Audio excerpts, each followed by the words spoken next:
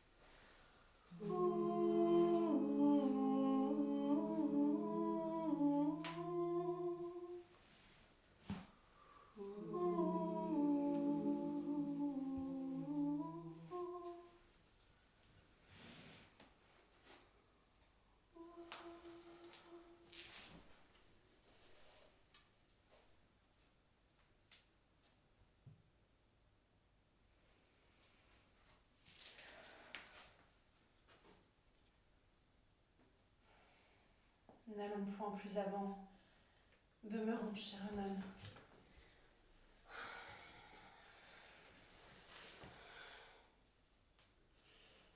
Je ne me soutiens plus.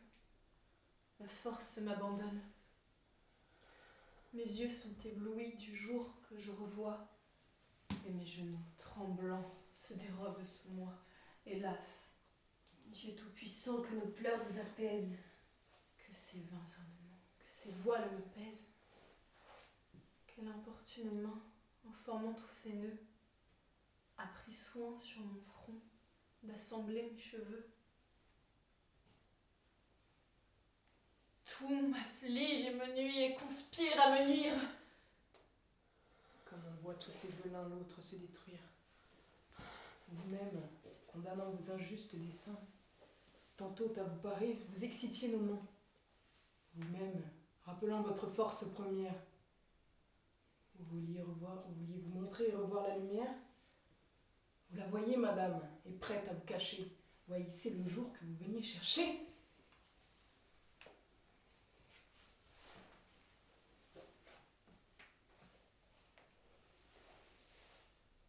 Noble et brillante auteur d'une triste famille, toi dont ma mère osait se vanter d'être fille, qui peut-être rougit du trou où tu me vois. Soleil, je te viens voir pour la dernière fois. Quoi? Vous ne perdez point cette cruelle envie. Vous verrai-je toujours, renonçant à la vie, faire de votre mort les funestes apprêts? Dieu, que ne suis-je assise à l'ombre des forêts? Quand pourrais-je, au travers d'une noble poussière, suivre de l'œil un char fuyant dans la campagne? Quoi? Madame, Insensé. Où suis-je? Qu'ai-je dit? Où laissai-je égarer mes vœux et mon esprit?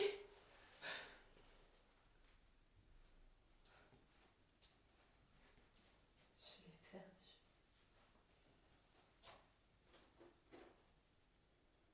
Les dieux m'en ont ravi l'usage. Nonne, la rougeur me couvre le visage.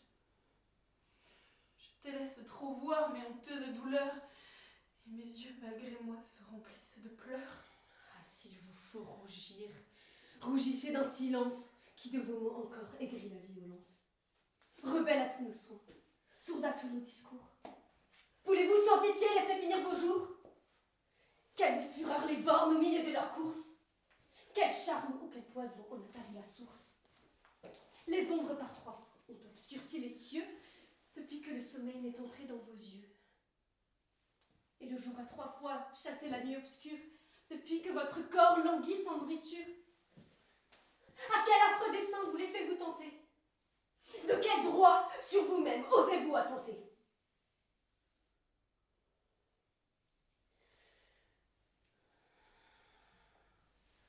Vous offensez les dieux, auteurs de votre vie. Vous trahissez l'époux à qui la foi vous lie. Vous trahissez enfin vos enfants malheureux, que vous précipitez sous un joug rigoureux. Songez qu'un même jour leur ravira leur mère et rendra l'espérance au fils de l'étrangère. Ce fils qu'une Amazone a porté dans son flanc, cet Hippolyte. Ah, Dieu, Ce reproche vous touche? malheureuse, quel nom m'est sorti de ta bouche? Eh bien, votre colère éclate avec raison. J'aime à vous voir frémir à ce funeste nom. Vivez donc, que l'amour, le devoir vous excite. Vivez! Ne souffrez pas que le fils d'une Scythe, accablant vos enfants d'un empire oublieux, commande au plus beau son de la Grèce et des dieux. Mais ne différez point. Chaque moment vous tue. Réparez promptement votre force abattue. Tandis que de vos jours, prêts à se consumer, le flambeau dure encore et peut se rallumer. J'en ai trop prolongé la coupable durée. Quoi? De quel cœur mort êtes-vous déchiré? Crime a pu produire un trouble si pressant. Vos mains n'ont point trempé dans le sang qu'innocent.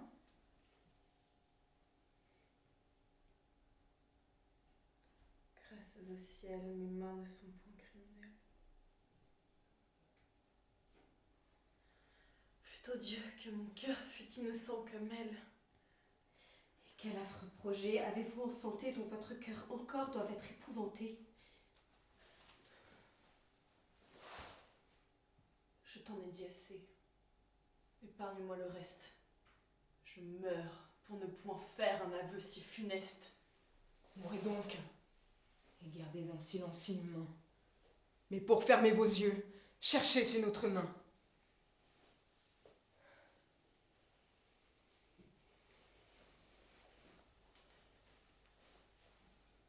Mon âme, bien qu'il vous reste à peine une faible lumière, mon âme, chez les morts, descendra la première.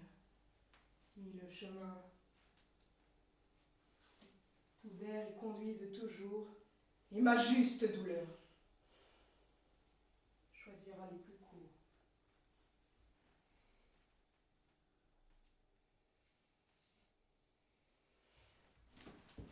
Cruelle! Quand?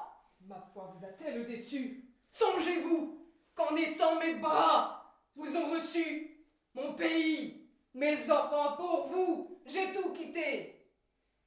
Réserviez-vous ce prix à ma fidélité?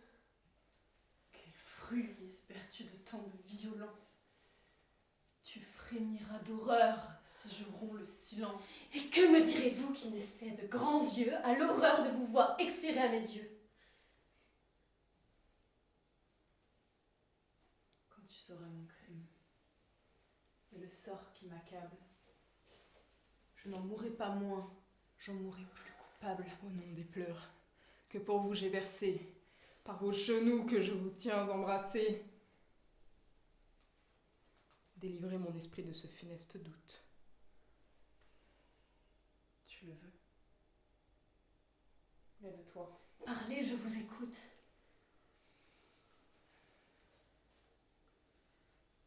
Ciel, que lui vais-je dire par où commencer? Par-devant mes frères, cessez de m'offenser. Ô haine de Vénus, ô fatale colère, dans quels égarements l'amour jeta ma mère. Oublions-les, madame, et qu'à tout l'avenir, un silence éternel cache ce souvenir.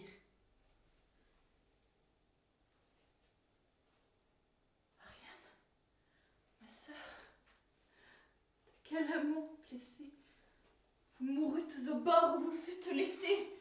Que faites-vous, madame? Quel mortel ennui contre tout votre sang vous anime aujourd'hui? Puisque Vénus le veut, de ce sang déplorable, je Je péris la dernière et la plus misérable. Aimez-vous. De l'amour, j'ai toutes les fureurs.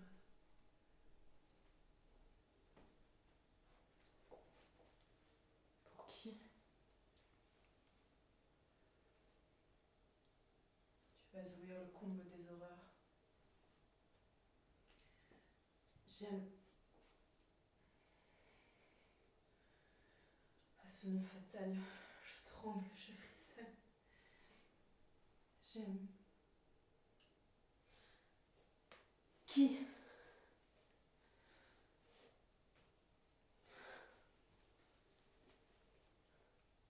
Tu connais ce fils de l'Amazone, ce prince si longtemps par moi-même opprimé. Hippolyte. Grand Dieu! C'est toi qui l'as nommé. Juste ciel. Tout mon sang dans mes veines se glace. Au désespoir, au crime, aux déplorables races, voyage infortuné, rivage malheureux. Fallait-il approcher de tes bords dangereux?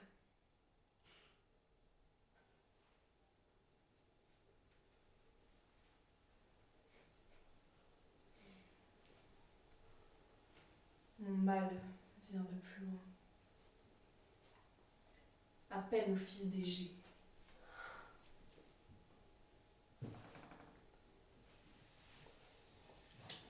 Sous les lois de l'hymen, je m'étais engagée. Mon repos, mon bonheur semblait être affermi.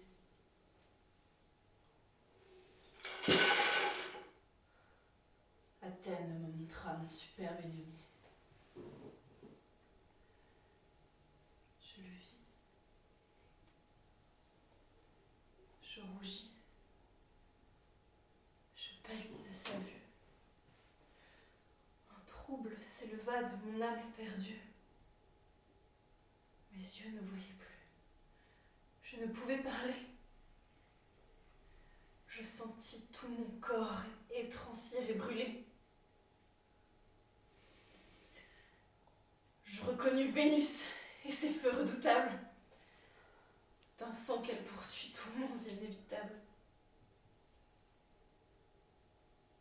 Par des vœux assidus, je crus les détourner. Je lui bâtis un temple et pris soin de l'orner. Des victimes, moi-même à toute heure entourée. Je cherchais dans leurs flancs ma raison égarée. Ton incurable amour, remèdes impuissants. En vain, sur les autels, ma main brûlait l'encens. Quand ma bouche implorait le nom de la déesse, j'adorais Hippolyte, et le voyant sans cesse. Même au pied des autels que je faisais fumer. J'offrais tout à ce Dieu que je n'osais nommer.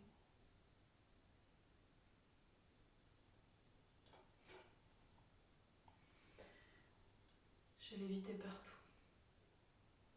Ô comble de misère. Mes yeux le retrouvaient dans les traits de son père. Contre moi-même, enfin, j'osais me révolter. J'excitais mon courage à le persécuter. Pour bannir l'ennemi dont j'étais idolâtre.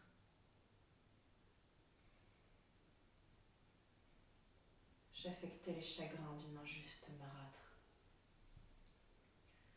Je pressais son exil, et mes cris éternels l'arrachèrent du sein et des bras paternels.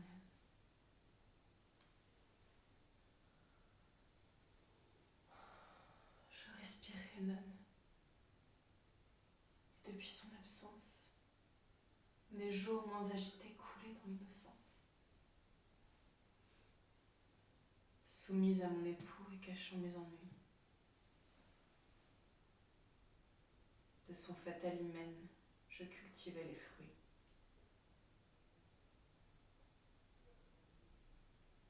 Vaine précaution, cruelle destinée. Par mon époux lui-même très zen à mener, je revis l'ennemi que j'avais éloigné. Ma blessure trop vive aussitôt a saigné. Ce n'est plus une ardeur dans mes veines cachées. C'est Vénus, tout entière, à sa proie attachée.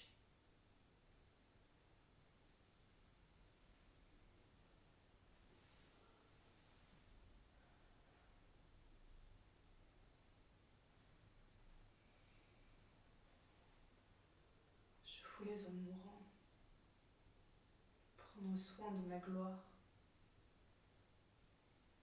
et dérober au jour une flamme si noire.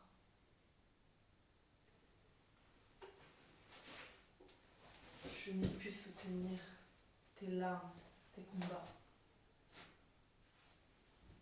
Je t'ai tout avoué. Je ne m'en réponds pas.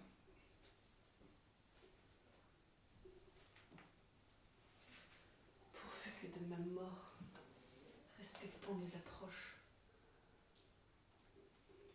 tu ne m'infliges plus par d'injustes reproches. Et que tes vains secours cessent de rappeler un reste de chaleur tout prêt à s'exhaler.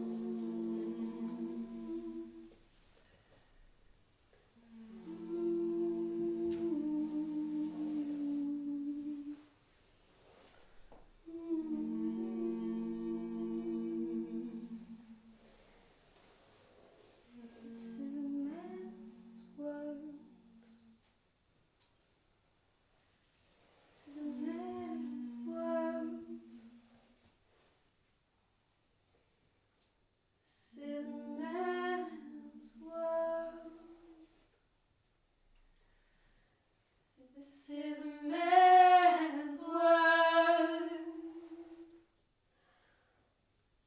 but it wouldn't be nothing, nothing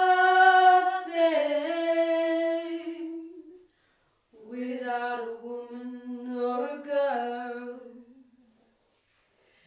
This is a man's world. This is a man's world, but it wouldn't be nothing, nothing without a woman or a girl. This is a man's world. This is a man's world, but it wouldn't be nothing, nothing without a woman or a girl.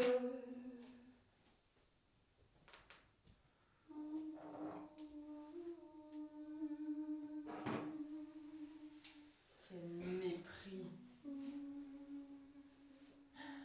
La cruelle attache à ses refus.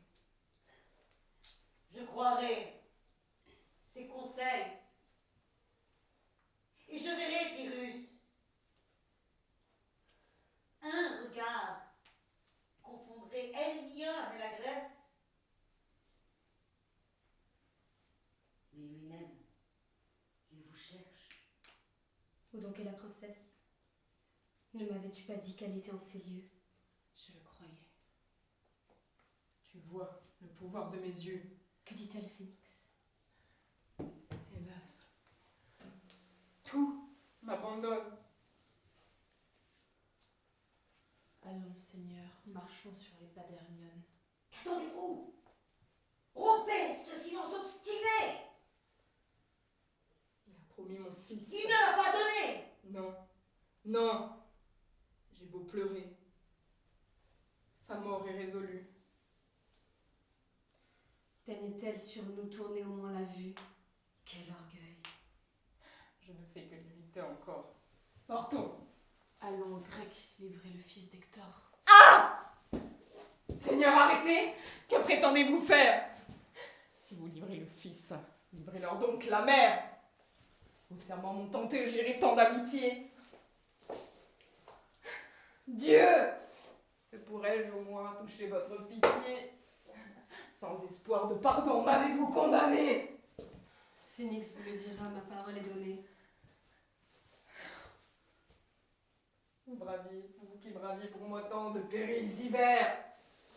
J'étais aveugle alors, mes yeux se sont ouverts. Sa grâce à vos désirs pouvait être accordée, mais vous ne l'avez pas seulement demandé, c'en est fait. Vous entendez assez des soupirs qui craignent de se voir repoussés. Pardonnez à l'éclat d'une illustre fortune. Ce reste de fierté qui craint d'être importune.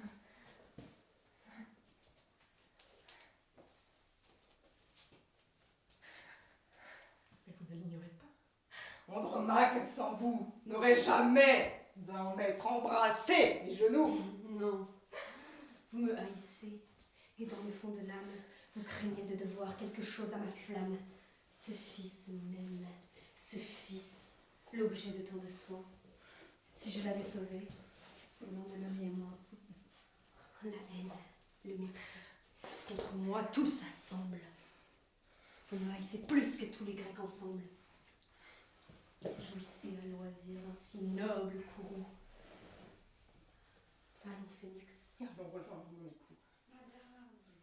Et que veux-tu que je lui dise encore? Auteur de tous mes mots, crois-tu qu'il les ignore? Seigneur, vous voyez l'état où vous me réduisez.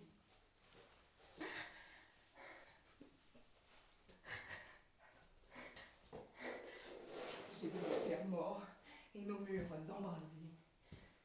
J'ai vu trancher les jours de ma famille entière et mon épouse sanglant traîner sur la poussière.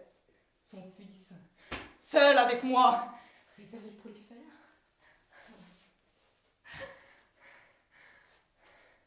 Que ne peut un fils? Je respire, je serre. J'ai fait plus. Je me suis quelquefois consolée qu'ici, plutôt qu'ailleurs, le sort m'eût exilé. Qu'heureux dans son malheur le fils de tant de rois, puisqu'il devait servir, fut tombé sous vos lois. J'ai cru que sa prison deviendrait son asile. Jadis, Priam, soumis, fut respecté d'Achille.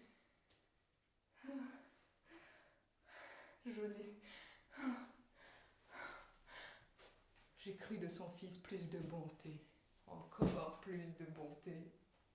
Pardonne, cher Hector, à ma crédulité. Je n'ai pu soupçonner ton ennemi d'un crime. Malgré lui-même, enfin je l'ai cru magnanime. Ah, s'il l'était assez, pour nous laisser du moins au tombeau qu'à ta cendre ont élevé mes soins. Et que, finissant là, sa haine et nos misères, ne sépara point des dépouilles si chères. Va m'attendre, Phénix, madame demeurez. On peut vous rendre encore ce fils que vous pleurez. Songez-y, je vous laisse, et je viendrai vous prendre, pour vous mener au temple où ce fils doit m'attendre. Et là, vous me verrez, soumise aux furieux, vous couronner, madame, ou le perdre à vos yeux. Je vous l'avais prédit, qu'en dépit de la grève, de votre sort encore, vous seriez la maîtresse. Hélas, de quels effets tes discours sont suivis? Il ne restait plus qui a condamné mon fils.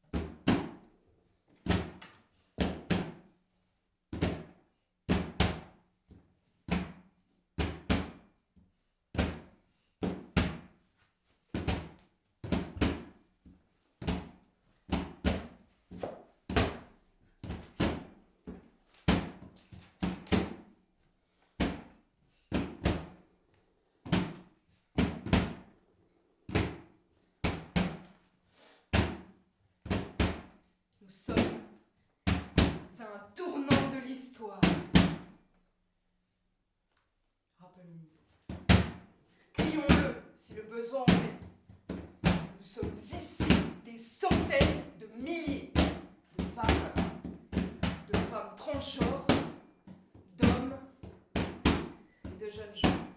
Nous sommes ici pour représenter les forces de changement qui s'unissent contre les cultures mourantes du racisme, de la patriarchie blanche.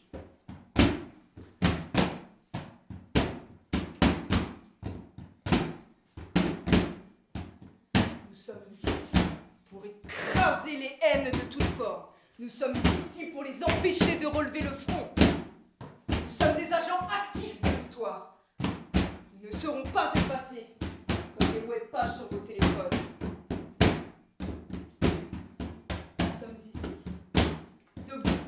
Sur un territoire volé aux tribus natives. Nous sommes ici, dans l'esprit de ceux et celles à qui cette terre fut volée. Et comme eux, malgré les massacres, les famines, les viols, les effacements culturels, nous sommes encore debout pour revendiquer nos droits. Et comme eux, ils se sont battus pour le droit à l'eau potable et à la terre vierge, nous sommes ici pour faire retentir nos voix.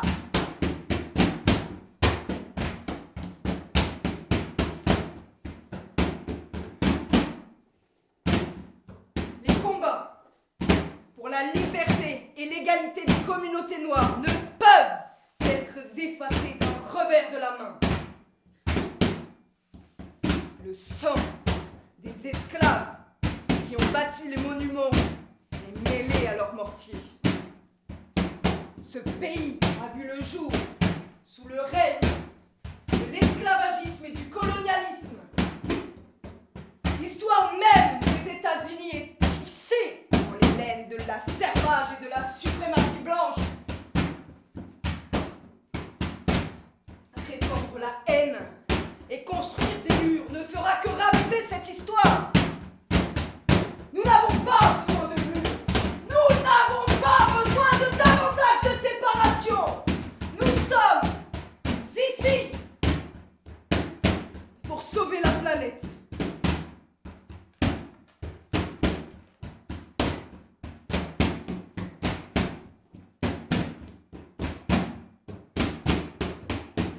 Nous n'avons pas besoin de murs, pas besoin de davantage de séparation. Nous avons besoin de construire des tables plus longues. Nous avons besoin de construire des écoles où les professeurs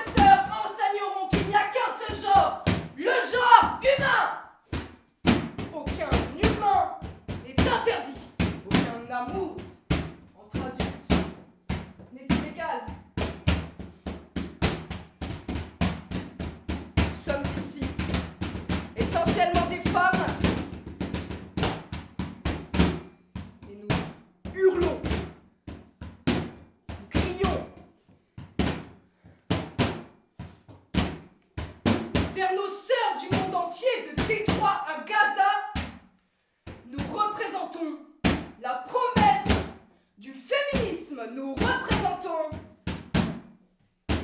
l'espoir de demain contre les violences de l'État, contre les manifestations rampantes du sexisme et de l'homophobie, contre l'antisémitisme, contre l'islamophobie. Nous sommes ici pour vous affirmer, plus jamais nous ne serons silencieuses et soumises.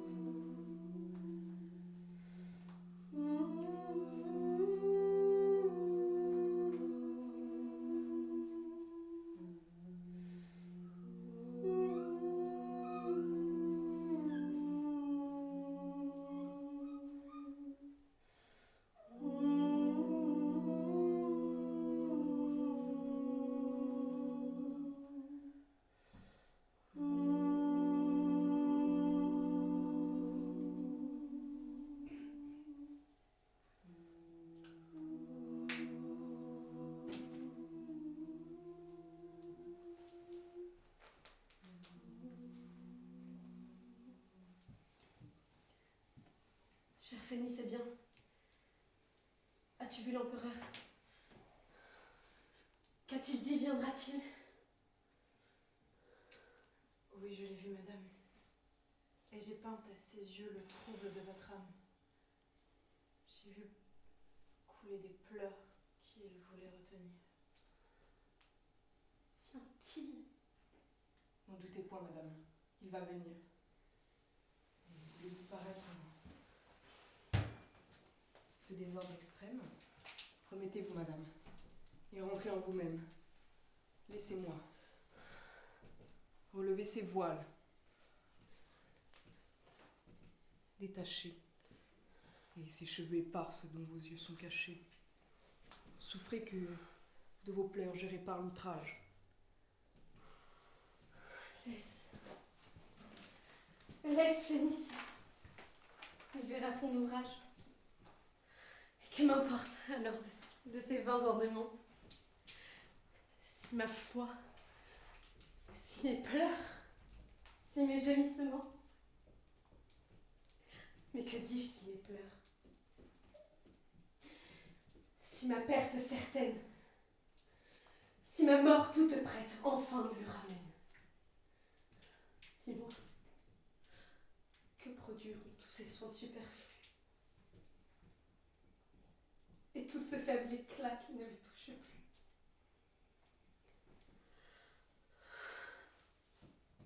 Pourquoi lui faites-vous cet injuste reproche? J'entends du bruit, madame, et l'empereur s'approche. Venez, fuyez la foule et rentrons promptement. Vous l'entretiendrez seul dans votre appartement. Non, laissez-moi, vous dis-je. En vain tous vos conseils me retiennent ici. Il faut que je le voie.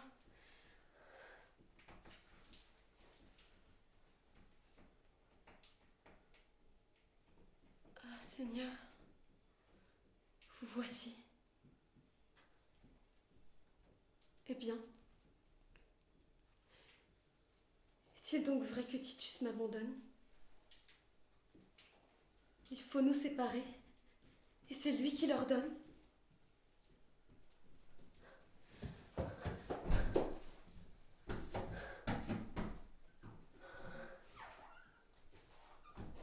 Cruel! Est-il temps de me le déclarer?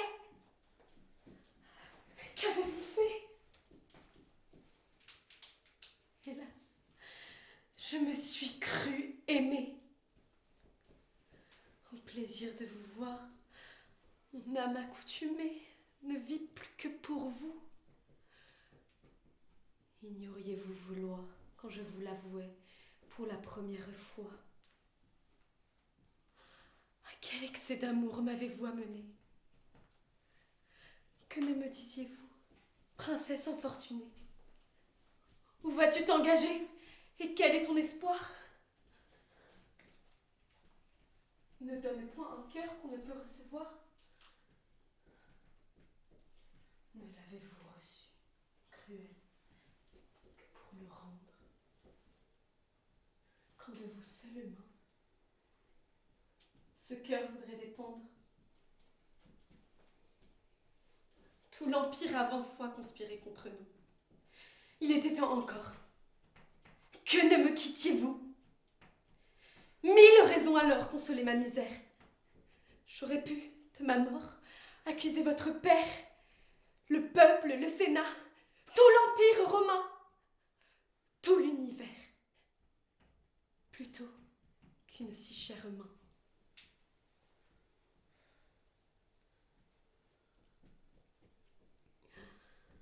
Leur haine dès longtemps contre moi déclarée m'avait à mon malheur dès longtemps préparé. Je n'aurais pas, Seigneur, reçu ce coup cruel dans le temps que j'espère un bonheur immortel. Quand votre heureux amour peut tout ce qu'il désire, lorsque Rome se tait, quand votre père expire, lorsque tout l'univers fléchit à vos genoux, enfin quand je n'ai plus redouté que vous.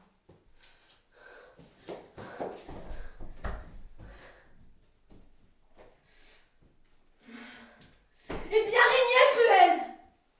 Contentez votre gloire! Je ne dispute plus.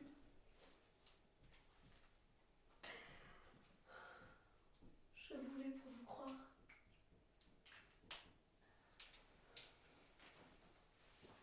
Que cette même bouche, après 1000 serments,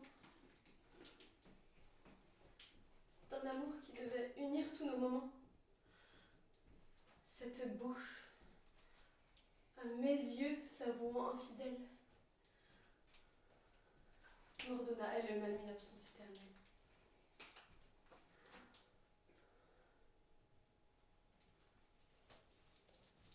Moi-même, j'ai voulu vous entendre en ce lit. Je n'écoute plus rien. Et pour jamais, adieu.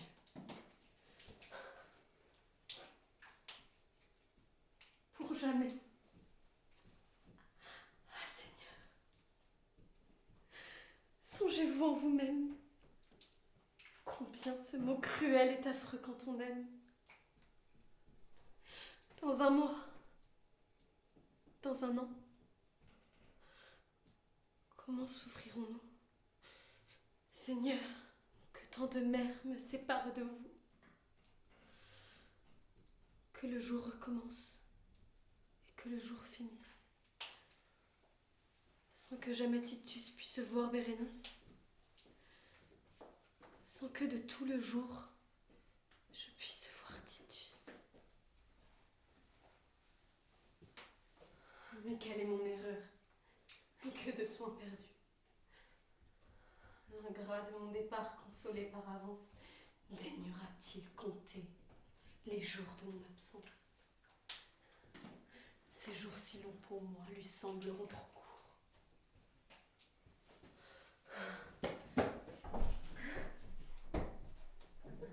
Ah, Seigneur, s'il est vrai, pourquoi nous séparer? Je ne vous parle point d'un heureux Hyménée. Rome, à ne vous plus voir, m'a-t-elle condamnée? Pourquoi m'enviez-vous l'air que vous respirez?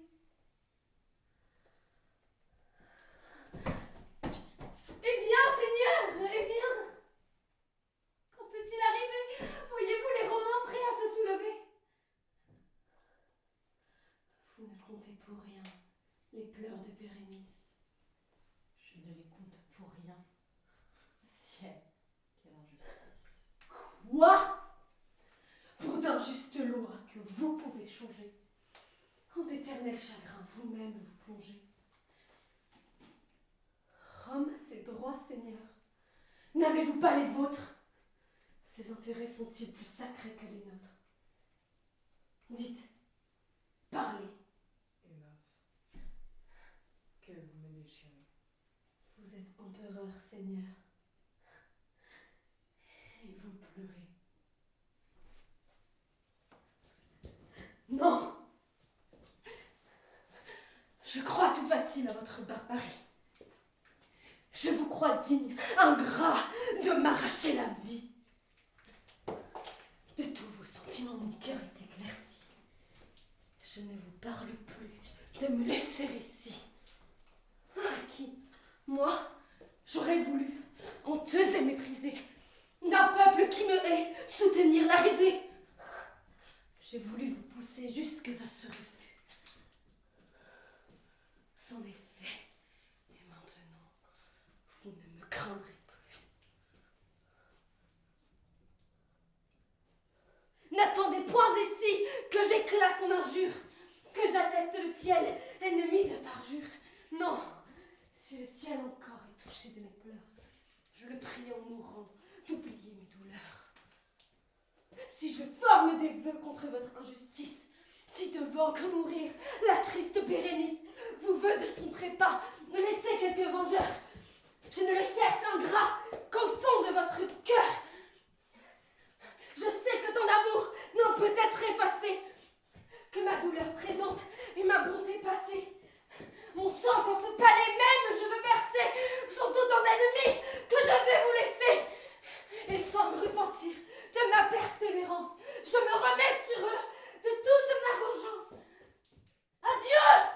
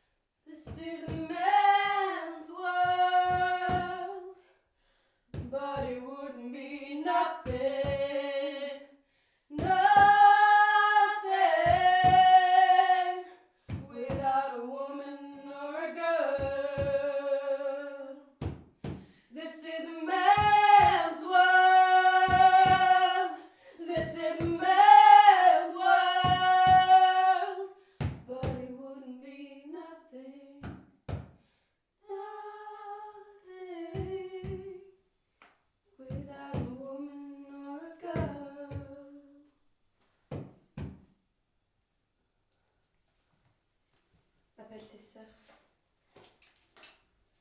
Appelle-les du royaume des ombres. Réveille-les. Secoue les cendres laissées par le chaman lorsqu'on les a ensevelis.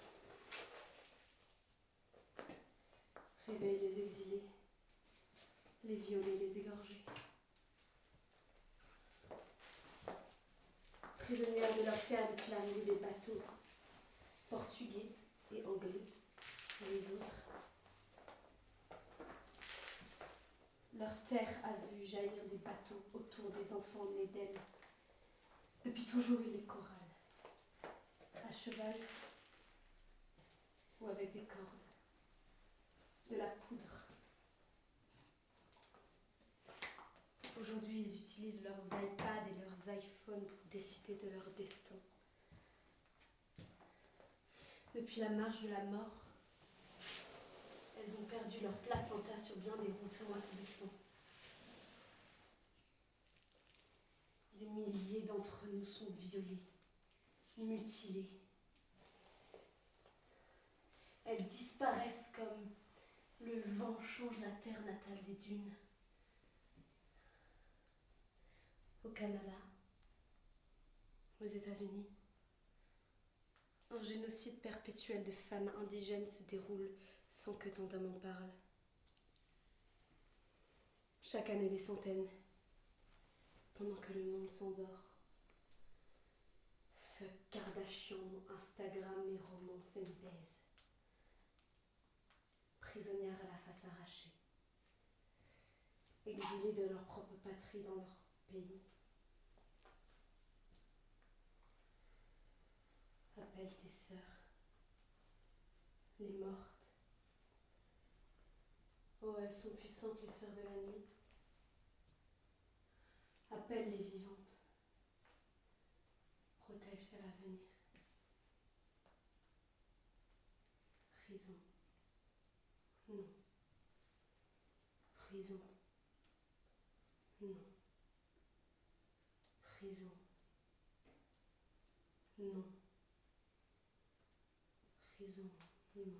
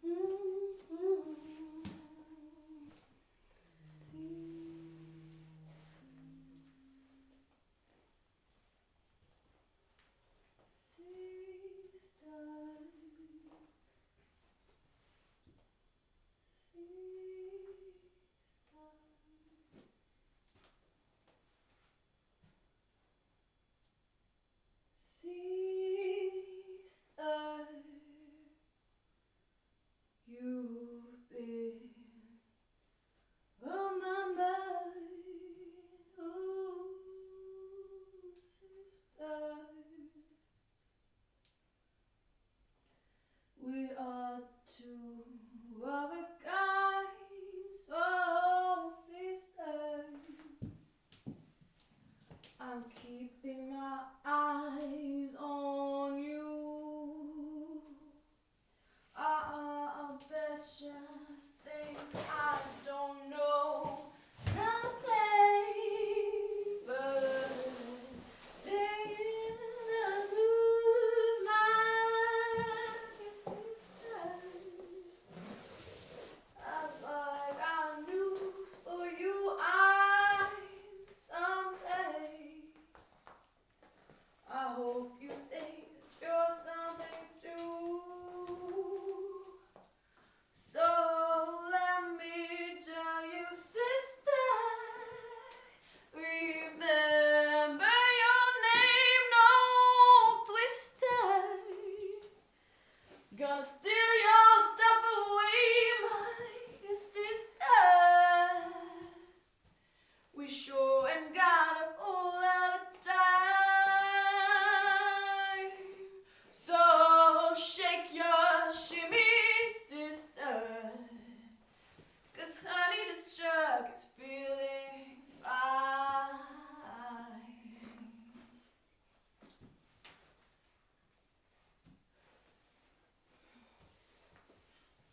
Sa génération était déchirée par l'injustice, l'amertume et les controverses à l'égard des sujets qui n'auraient jamais dû être brûlants ou controversieux. Quoi de plus normal, quoi de plus naturel que l'amour entre deux adultes, quelle que soit leur sexualité ou leur couleur de peau? Quand elle avait 20 ans, la jeune femme noire qu'elle était n'avait pas le droit d'épouser un homme blanc. En désobéissant à la loi, vous partiez en guerre contre un gouvernement régi par une constitution écrite par des hommes blancs propriétaires d'esclaves. Dieu lui a donné longue vie. Et ses années de vieillesse ont été baignées par la joie d'embrasser une nouvelle génération qui a compris que la seule chose qui importe, c'est l'amour. Quoi de plus normal? Quoi de plus naturel? Les haines du passé sont en train de se consumer. Bon débarras. Quand je pense que des hommes de loi pouvaient déclarer il y a 50 ans qu'ils étaient incompatibles racialement, que son mari était une honte à sa pigmentation supérieure, qu'il pouvait risquer 20 ans de prison pour ce crime de société.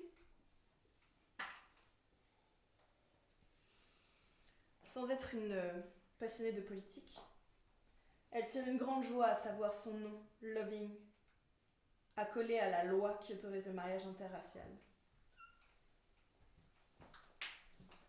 Je pense que quiconque adulte, blanc ou noir, gay ou hétérosexuel, cis ou trans, a le droit d'épouser qui il ou elle veut. Voilà ce que je crois. Et je pense que Richard et Mildred penseraient de même. La seule chose qui importe, c'est l'amour. Croyez en quelqu'un qui s'appelle Loving.